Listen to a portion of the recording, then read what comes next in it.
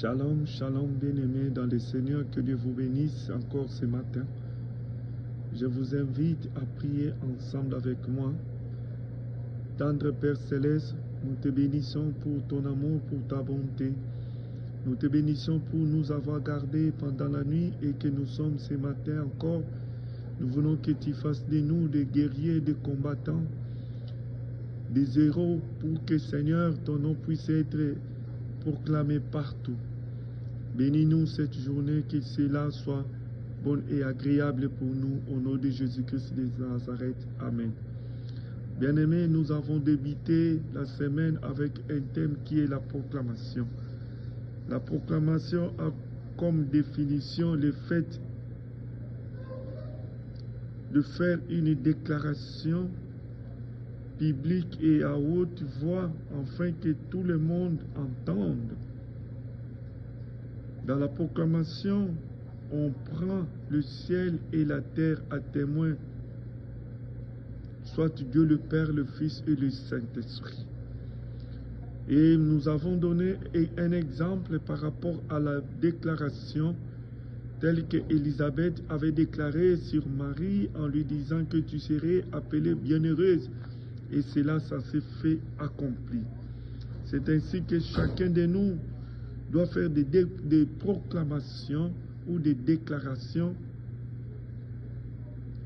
Parce qu'en quelque sorte, une proclamation, c'est une déclaration qu'on fait devant les hommes et devant le ciel et la terre et devant Dieu et le Père, le Fils et le Saint-Esprit.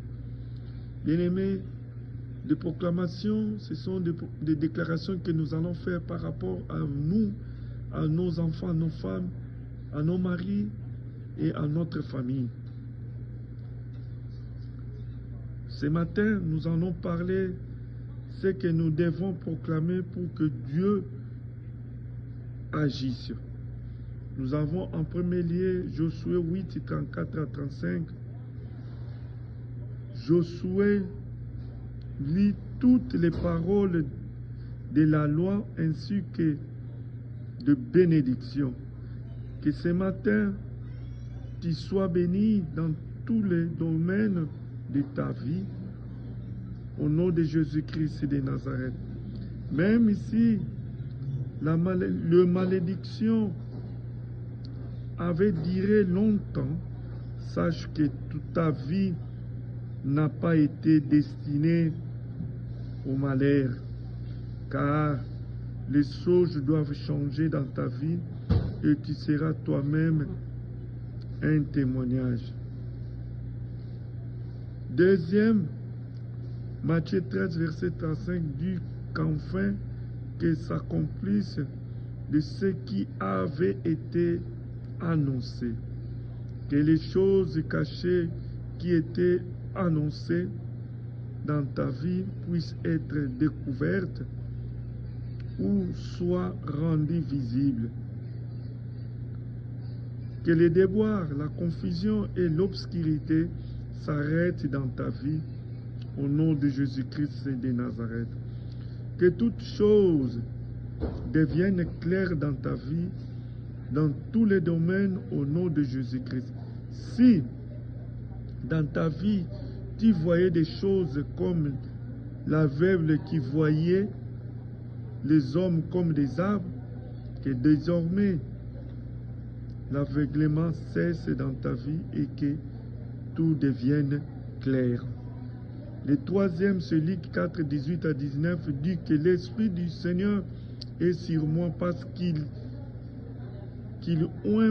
m'a oint pour annoncer une bonne nouvelle aux pauvres. Il m'a envoyé pour guérir ceux qui ont le cœur brisé. Que Dieu t'annonce de bonnes nouvelles en cette fin d'année. Que le cœur des brisés reçoive la guérison. Que la délivrance entre dans tous les domaines de ta vie, dans ta maison, tes affaires et tes enfants. Que Dieu vous bénisse ce matin. Que toute déclaration que vous allez faire pour ta vie puisse être accomplie, car Dieu est derrière les paroles que vous allez prononcer. Que Dieu vous bénisse. Amen.